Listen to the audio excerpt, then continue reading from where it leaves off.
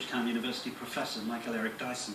Professor, I know you're not a psychiatrist, but it seemed to me that the President was there questioning the sanity of the Republican Party. He was absolutely questioning their sanity and also doing some reverse psychology, because he's with aplomb and skill and dispassion simply trying to suggest, I know this is not possible, that they would yet again go down a road where they would hold hostage the economic and financial fortunes and futures of American citizens for the possibility of making an ideologically purist point. And as calm as he is, I think are as erratic and chaotic the Republicans. But here's the issue. We went through the debt ceiling crisis in 2011 and the nation's credit rating was downgraded. Yes. We went through the sequester. We didn't think that would happen. Right. And it happened. Right. And now we have 68,000 young children thrown off of Head Start. We have 3 million elderly people who don't have Meals on Wheels.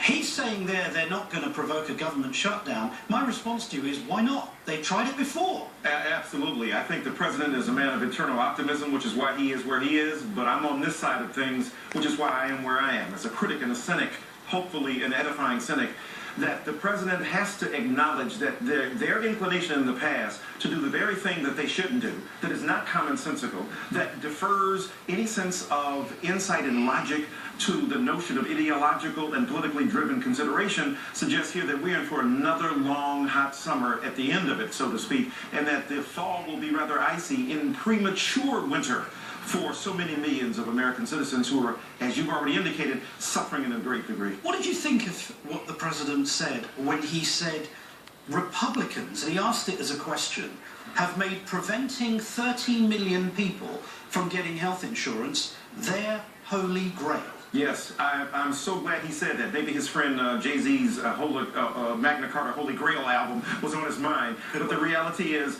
that, yes, they've made this the Holy Grail.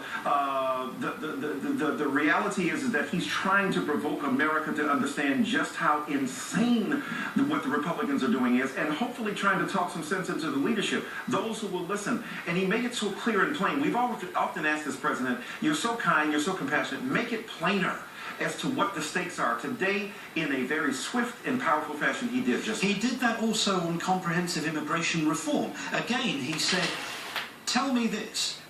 Who would reject an idea that's going to reduce the deficit by $1 trillion, improve the housing market, and generally improve the state of the nation's economy? And yet, again, Republicans don't want to do anything about comprehensive immigration reform. If it makes sense, if it's good for the nation, if it's logical and reasonable, the Republicans seem hell-bent against it. If it's something that is chaotic on the lunatic fringe that they used to despise with such vocal animosity, they now have embraced this in an uncritical fashion. So again, I think what the President is doing is using his bully pulpit and reverse psychology to kind of nudge them along, or at least to create a sympathetic strata in the unconscious of the country to say, look, when this stuff comes again, think about what I'm saying now. He's programming us, at least to his perspective, and God bless him, because it's about time he used that in equally a subversive fashion as the Republicans have done, but for the good of the nation. Indeed true. Professor Michael Eric Dyson, as ever, thank you, sir. Thank you. We'll be right back with something sweet to end the week. Stay with us.